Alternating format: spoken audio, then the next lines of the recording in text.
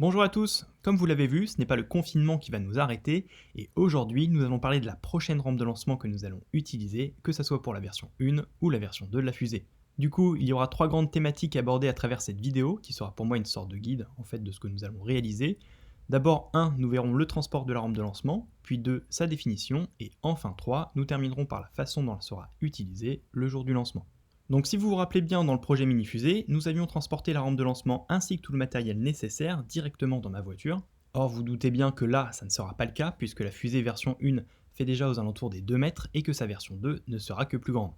De ce fait, il va falloir trouver une autre solution et c'est ce dont nous allons parler ici, à savoir le camion de déménagement. Alors je sais que cette solution va en faire sourire plus d'un. Plutôt cocasse, vous me direz, mais fort de ses 20 mètres cubes, il nous permettra de transporter le tout sans problème, avec une grande disponibilité. D'ailleurs, c'est ce même critère qui m'a permis de définir la rampe que je vais vous présenter. Donc elle sera composée de 4 rails centraux qui seront fixés par plusieurs cadres, sûrement 4 qui seront là pour retenir le tout, mais je vais voir au final combien j'en disposerai.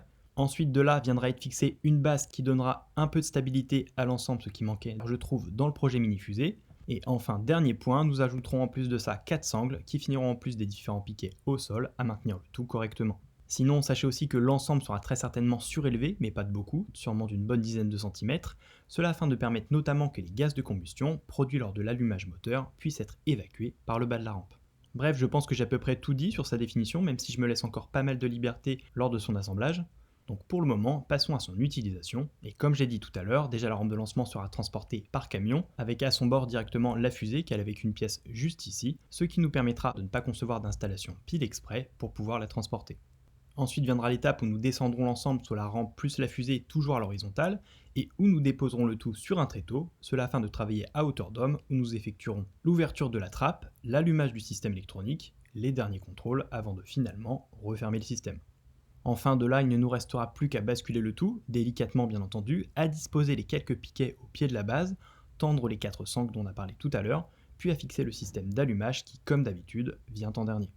Voilà, j'espère que le concept de rampe qu'on a vu aujourd'hui vous a plu. Si c'est le cas, faites-le moi savoir en lâchant un petit like en bas de la vidéo et pensez à vous abonner, notamment si vous voulez voir plus de choses concrètes par la suite.